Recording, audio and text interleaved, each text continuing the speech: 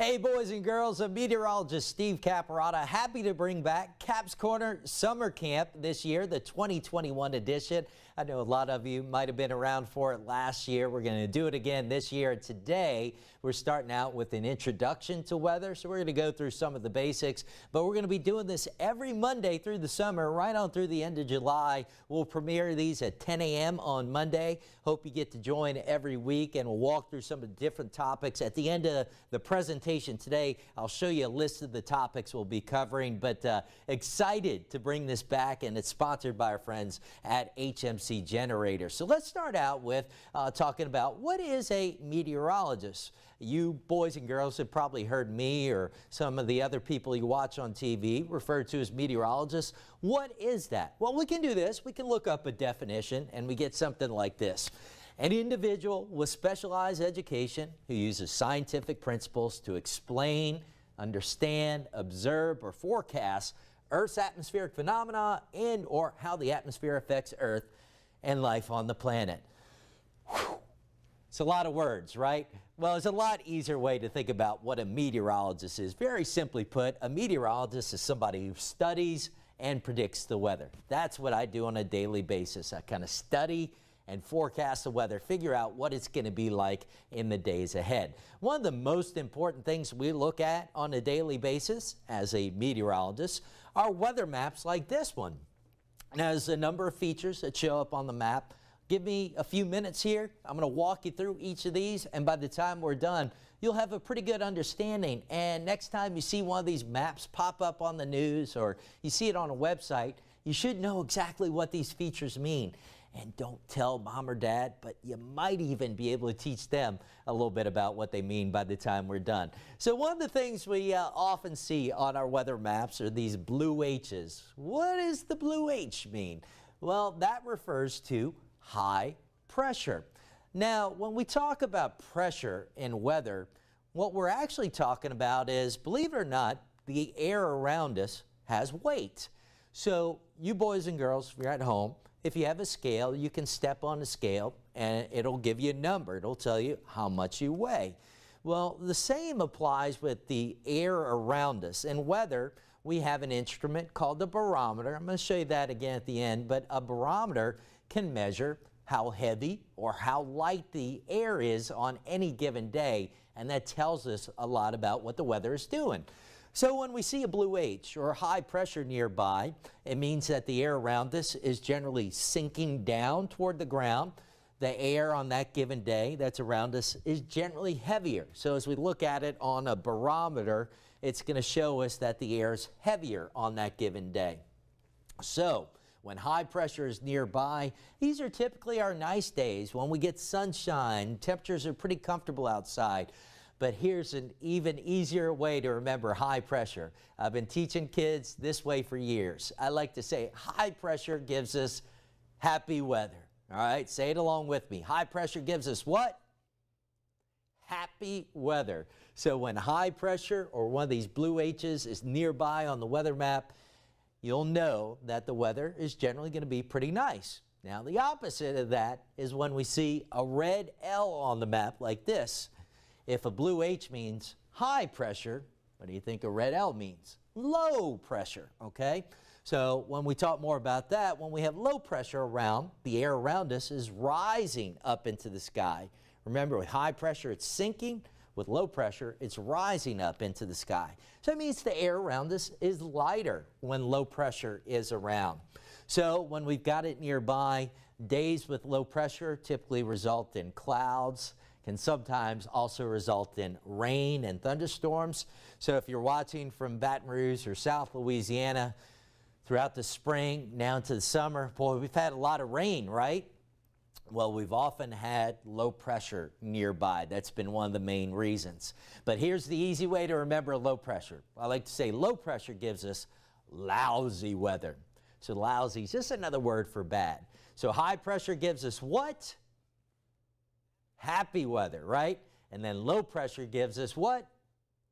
Lousy weather. Easy way to remember those two. Another thing we see on our weather maps very often, a blue line with triangles.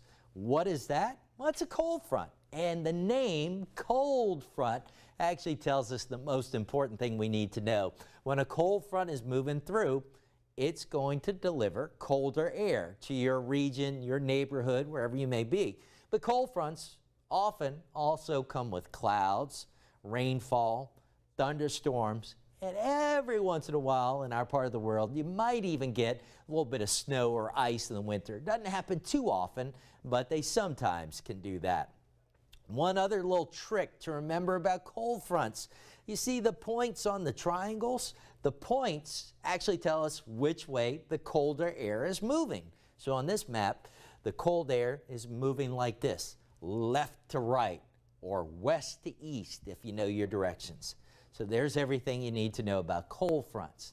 Now, sort of the opposite to a cold front, when we've got a red line with these little half circles, these little semicircles on it, we call that a warm front.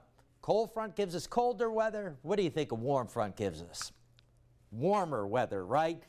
So again, the name tells us a lot about what we need to know about these fronts. And much like our cold fronts, our warm fronts, they often deliver clouds, rainfall, and sometimes thunderstorms. And just like our cold fronts, where we talked about the points on the triangles, when you look at a warm front and these little half circles, these little semicircles, they tell us which way the warmer air is moving.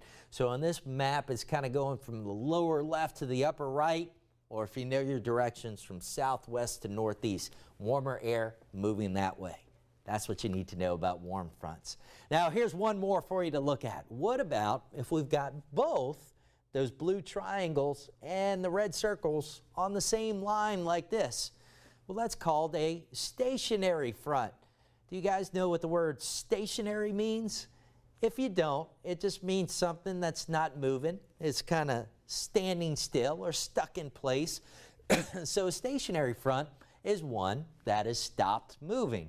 But just like our cold fronts, just like our warm fronts, when a stationary front is around, you're usually going to have clouds around, and you will often have rain and sometimes thunderstorms also when the stationary fronts are nearby. Let's talk a little bit about thunderstorms now. This is what I think is a really cool picture. This was a lightning strike captured over Tiger Stadium, where LSU plays football, captured a couple of years ago. Now, when we talk about thunderstorms, there are several things that come along with them. Thunderstorms most often have rainfall with them. Now, believe it or not, there are parts of the United States, especially out west, where you can get lightning and thunder without actually any rain falling from the storm. But where we live in South Louisiana, our storms pretty much always bring rain with them. They do bring lightning. We'll talk more about lightning. If it's a really strong storm, it can deliver hail. We're going to talk more about hail in a moment. Sometimes they deliver strong winds, and every once in a while, our really strong storms can produce tornadoes. We'll also talk more about that. But for now, let's talk about what lightning is. Here's another great picture. This was taken by my friend Frank McMains a number of years ago. But you can see the lightning over the Mississippi River Bridge here in Baton Rouge. And very simply, lightning, it's electricity, can either be traveling between the clouds up in the sky or between the clouds and the ground. Now, hopefully, you boys and girls have learned from your parents, your teachers, that electricity can be dangerous, right? You were taught not to play with electricity or play with outlets. Well, it's the same thing with lightning. If there's lightning around, it's electricity. So we don't want to be outside, I should say. We want to get inside anytime there is lightning around. Now, let's talk about how lightning forms. When we have a thunderstorm like this, we have at the bottom of the storm, we're talking about electrical charges, okay? Little things called electrons. At the bottom of the thunderstorm, we usually have a lot of negative charges. That's what's shown here, these electrons with negative charges. But down at the ground, there's the opposite, positive charges. And these positive charges especially, they'll start to build up on the tops of trees or tall poles, things like that. So this is the beginning of a lightning strike. These little negative electrons will start moving down from the cloud. We call that the stepped leader. As that stepped leader continues down towards the ground, it starts drawing some of the positive charges up towards it. You ever heard the saying, opposites attract? That's what's going on here. The negative's kind of drawing the positive up towards the cloud. And then, as this stepped leader, the negative charges, and what we call the streamer, the positive charges, meet up. That's when you've officially got your electrical current flowing, you've got your lightning bolts starting to happen.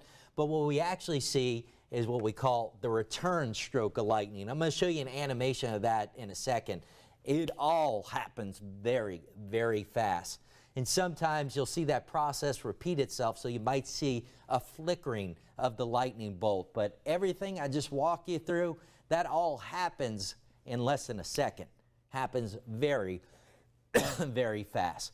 There are different types of lightning that we may see. The most common that we witness is cloud to ground, lightning traveling from the cloud down to the ground.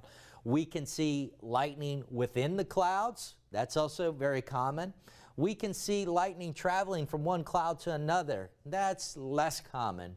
We can see lightning going from the cloud just out into the sky. That doesn't happen very often. What's very rare is a lightning strike traveling from the ground up to the clouds. So several different ways it can happen, but most often we see cloud to ground lightning. Now here's a good slow down version of a lightning strike that kind of talks about or shows some of the things I was just talking about. Here's that stepped leader, you see that? And then watch, there's your return stroke right there. You see these stepped leaders, and then as the charges link up, there's the return stroke. So lightning heats up the air around it to 50,000 degrees or hotter. That's 5 times hotter than the surface of the sun. So when we talk about what causes thunder, you might have noticed lightning and thunder, they kind of happen together, right? Well, that lightning is so hot and it heats up the air around it so fast that it kind of creates a mini explosion of air. That's what we hear as thunder. I'm going to come to this question here in a second, but there's actually a rule we can use to figure out how far away lightning is, called the flash bang rule. So if you see a flash of lightning and you start counting, you go 1 1,000, 2 1,000, 3 1,000, 4 1,000, 5 1,000. For every 5 seconds between the flash of lightning and the bang of the thunder, the storm, that lightning strike was about 1 mile away, okay? It's called the flash bang rule. But why do we see lightning before we hear the thunder? Have you ever noticed that? Well, the reason for that is the speed of light, lightning, is faster than the speed of sound, thunder. Light travels faster through air than sound does.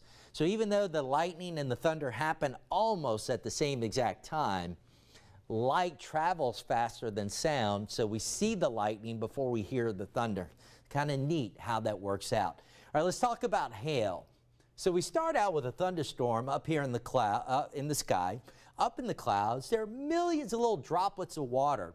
They get drawn higher up into the storm by what we call the updraft, wind blowing up into the storm.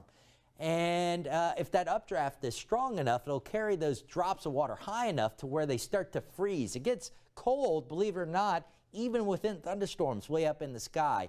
And these drops may fall several times. The hail may fall and recycle, may gather more water along the way until it finally becomes heavy enough to fall through that updraft and down to the ground. And ultimately, that's when we end up with hail down at ground level. So we start out with liquid water in the clouds, gets drawn higher up, it freezes, it may cycle several times and get larger, but eventually, when those chunks of ice get heavy enough, they'll fall down to the ground as hail.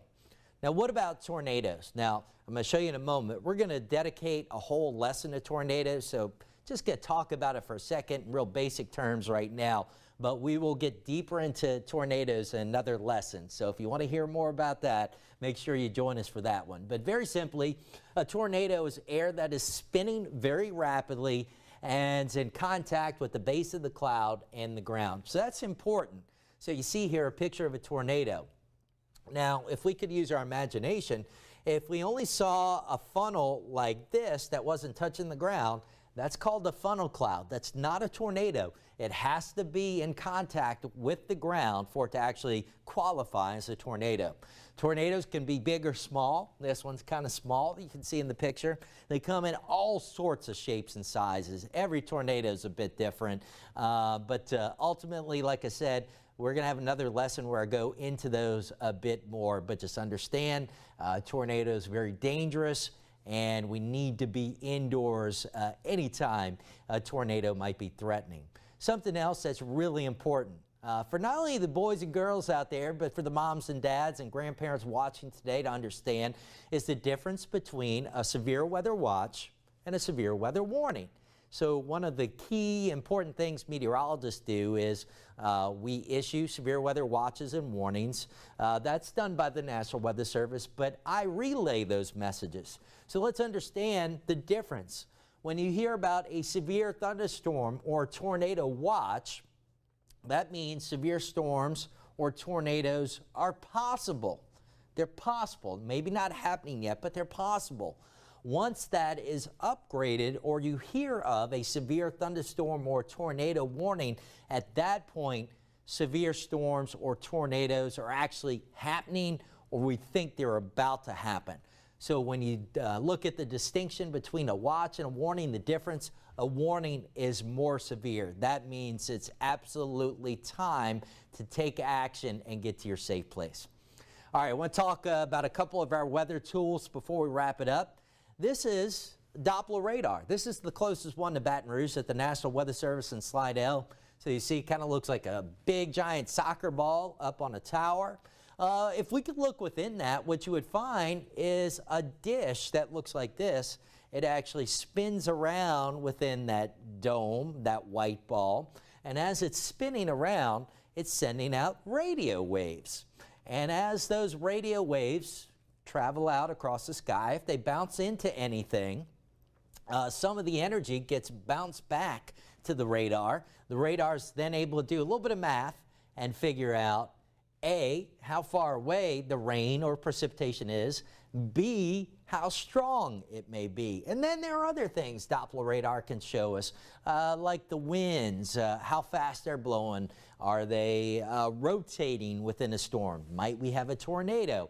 So again, I'm going to have a separate lesson dedicated completely to radar. So I just wanted to give you a quick look at it, but stay tuned for that if you want to learn more about radar. Another real important weather tool, satellites. We have two main types of weather satellites. One is called geostationary.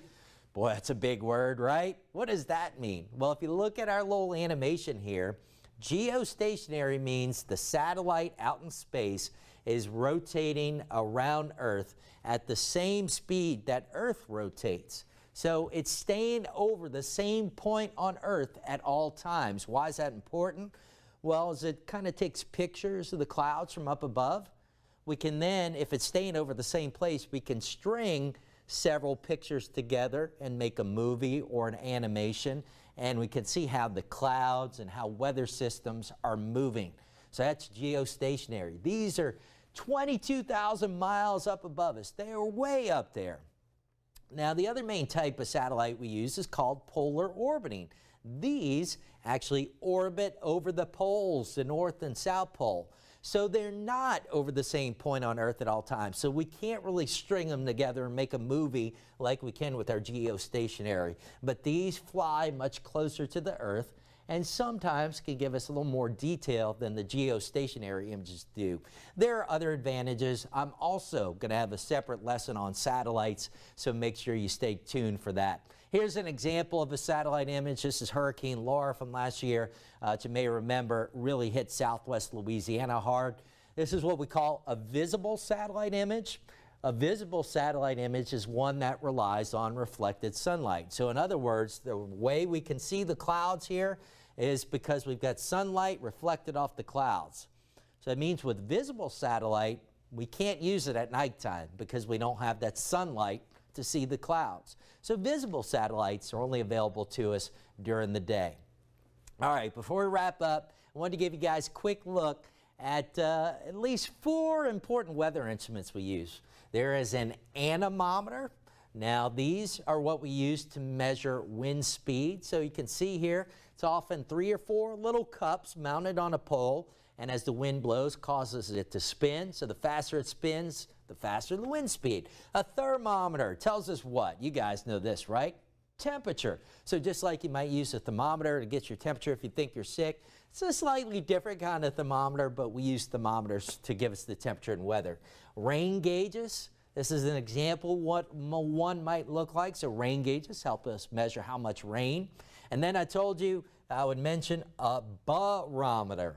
You remember that? A barometer is what we use to measure air pressure or how heavy or light the air is on a given day. Now this is kind of an old style. You might not even be able to see. It's kind of a glass globe with some liquid in, but that liquid's going to go up and down depending on how heavy or light the air is on a given day, and that tells us more about air pressure. Now, if you want to get some more stuff on Cap's Corner, we've got a website, wafb.com/Cap's Corner. On there's a lot of information. We'll be adding information through the summer. For the boys and girls, if you want something fun, we've got kind of a coloring book in there, so go check that out. You can have mom or dad print that out for you. It's got some coloring pages, also got some activities you can complete. And then now, here's a look at the lessons that we'll have going forward through the remainder of the summer. So every Monday, these will be premiering on Facebook, on WAFB Plus, our app, and on our YouTube page, Monday mornings at 10 o'clock. So next week, we'll go over clouds and precipitation, different types of clouds and precipitation. The week after that, we'll talk more about weather radar. Promised you that. The week after that, we'll talk more about satellites. I promised you that. At the beginning of July, we'll get into hurricanes. I know a lot of you are going to want to learn about that. The week after that, I'll show you how to track hurricanes on a hurricane tracking chart or a hurricane tracking map. After that, we'll get more into tornadoes, and then we'll wrap it up this summer with how to make a forecast. The process I go through to make a forecast.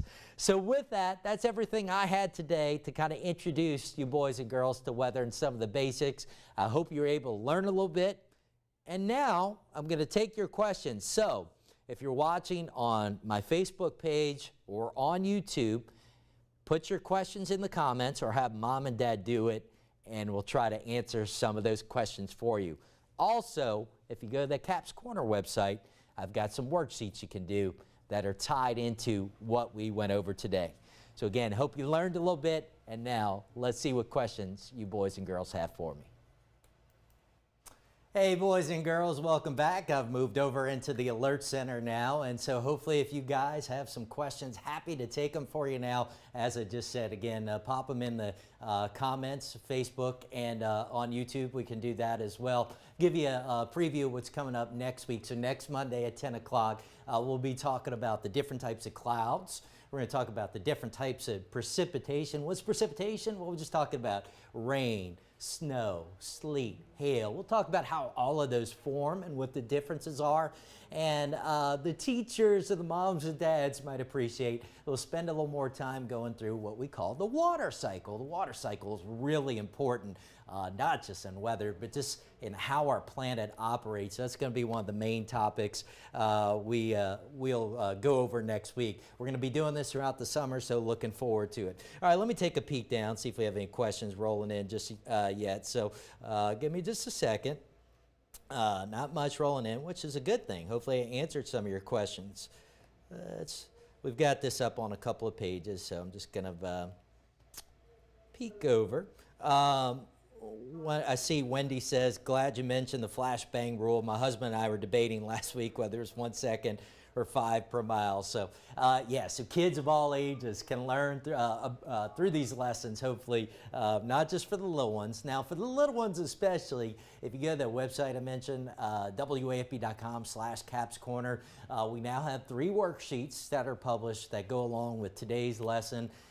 There's a word find, there's kind of a fill in the word, and so go check those out. We've got answer keys too, but hopefully I gave you everything you'll need to know within those sheets. All right, let me take another peek down before we wrap this up. Make sure there's no questions rolling in. Yeah, Derek, I think I've seen you before. When can I come visit the weather team? We'll have to see. We're still kind of, we're not really taking station visits yet, but hopefully we'll be there soon. All right, let's see.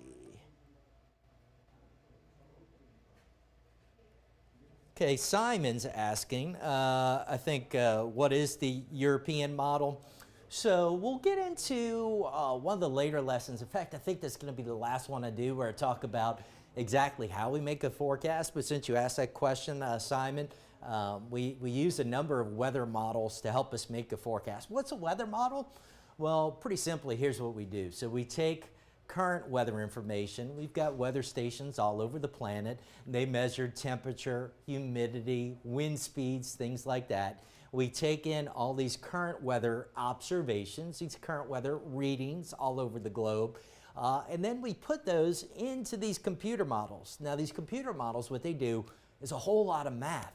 That surprises a lot of kids, but there's a lot of math that goes into meteorology and weather. So these computer models, there are 6 or 7 equations. Simon, I don't know if you're old enough yet to know about equations, but for the kids that are old enough, there's some really important equations that tell us a lot about the weather. So those computer models, they do all the calculations, they run those equations, and when all is said and done, they spit out a forecast for us of what they expect the weather to be like over the next 7, 10 days. Sometimes the models even go farther out than that. Now, you might think, okay, well, if the computer models do all that, why do we need you, Steve, right? Well, the computer models are sort of a best estimate. We look at a number of different computer models, and if you compare those side by side, most days there are going to be some differences, and a lot of days there are going to be pretty significant differences. So I take what those computer models are showing, and then I kind of toss in some of my experience, toss in some of what I'm actually seeing with my own eyes, and that kind of goes into actually making the forecast. It's kind of like a chef in a kitchen. There's several ingredients. There's the computer models, there's my experience, there's what I'm seeing with my own eyes. We got to put that all in one pot, stir it up, and then we cook and make a forecast. So there's a lot that goes into it. So the European model is just one of the models that we use. It comes from the European Center for Meteorology, basically, based over in Europe. So it gets a lot of headlines, especially in hurricane season. People have really come to rely on it. I'll tell you, be careful with that. Be careful with looking at any one computer model and kind of believing in that as the absolute right answer. Each model is going to have its good days and its bad days, so be careful with that. So Sherez says, my 4-year-old Frey wants to know what makes the rain fall down. Good question. So if you can remember, and in fact, let me see if I can pull it up behind me. Give me just a second here. I'm going to pull up that graphic I showed in the presentation where I talked a little bit about hail. Let's see, where do I have it? Lots of clicking in here, lots of keyboards. Give me just 1 second to find the right graphic. So let me play it. So you probably saw this animation in the presentation. You see these little drops, these are drops of water now showing up in the clouds. So the clouds that are up above us are made up of millions and millions of tiny little drops of water. And usually what happens is those drops start colliding into each other. As they collide, they grow bigger. And then eventually, if they get big enough and heavy enough, that's when the water falls down to the ground, okay? That's when it falls down as rain. So a little more goes into it, but that's the most important thing. You have all these drops of water that make up the cloud, and the more and more they collide, the bigger they get, the heavier they get. Eventually, they'll overcome gravity, and they'll use gravity to fall down to the ground, I should say. They'll overcome the rising air that's within a storm. So good question. All right, let's see if we've got any others coming in.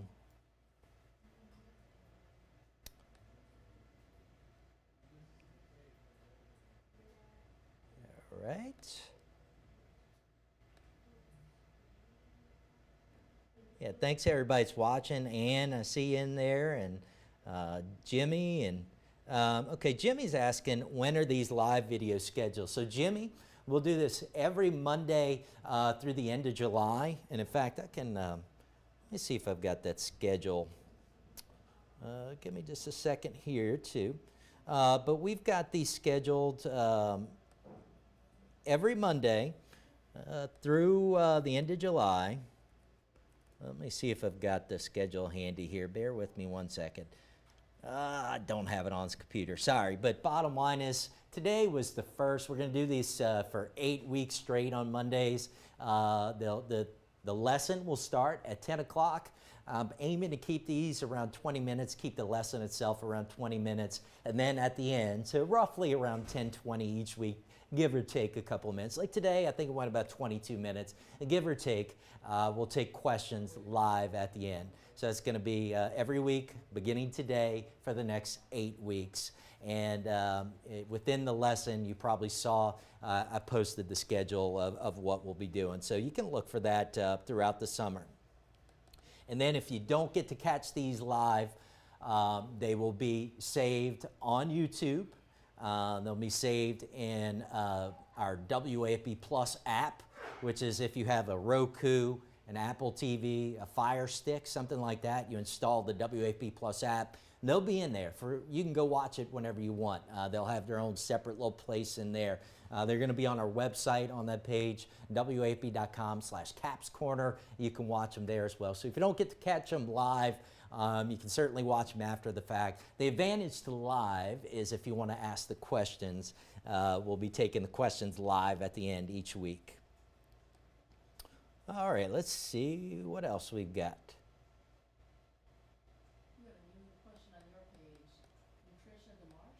All right, so Liz Coe's over here helping me out, and she's pointing out, Trish asked this question, do all tornado warnings resemble the Twister in The Wizard of Oz, or do these warnings just detect rotation in the atmosphere? Great question, and this is one of the things I'm going to get into probably in a couple of more lessons too, but I'm going to answer that question today. But just to point out some of the upcoming lessons, I've got one lesson dedicated completely to radar. We're definitely going to go into that in the radar lesson, how we use radar to detect rotation and tornadoes.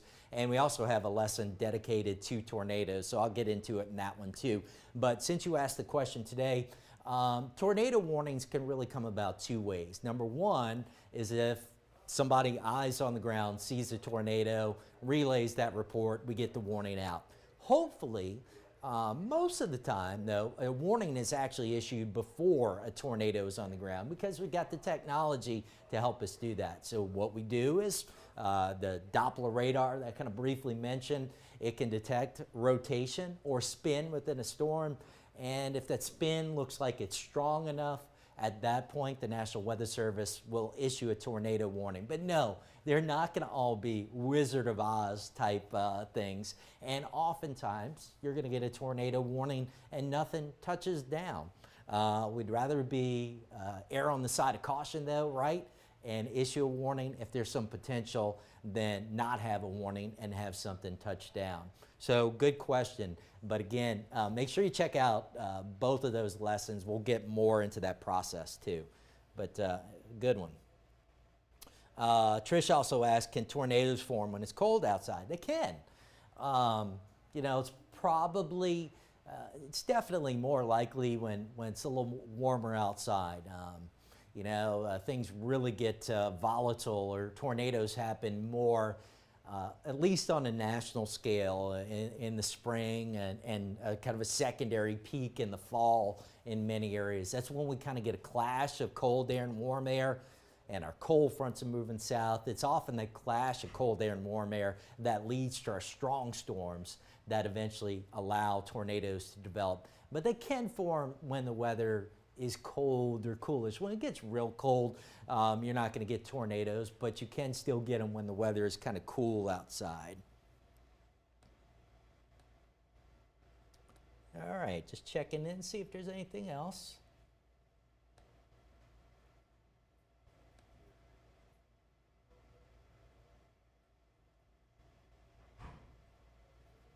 All right, Keith from Pier Apart. Hey, Keith. And Sherez said, thank you for answering that question. Hey there, Ann.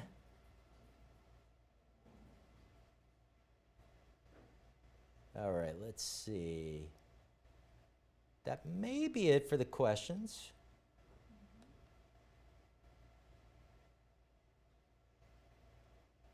Thanks for the kind words there, Tricia. See it. All right, so with that, guys, we'll go ahead and wrap it up. But thanks, everybody, for joining. Hope you got to learn a little bit today. We got 7 more to go on those upcoming Mondays, as we talked about. If you have anything you want me to cover, send me a note. We'll see if we can work it in. There's some potential. I may work in some extra little sessions through the summer. We're definitely going to do these ones regularly scheduled on the Mondays. If you remember last summer, I did a couple of live interviews. We'll probably try to work in a couple of those where we maybe talk to some other meteorologists. So last summer, I talked to somebody at the National Hurricane Center. I talked to a National Weather Service forecaster. I talked to a hurricane hunter. We'll probably try to work some of those in through the summer as well. So just kind of keep an eye on things. I'll try to give you at least a couple of days notice when things are coming. But with that, I think we'll go ahead and wrap it up. Make sure you go to wafb.com/capscorner, check out the worksheets, and then come back here next Monday at 10 o'clock for the next lesson.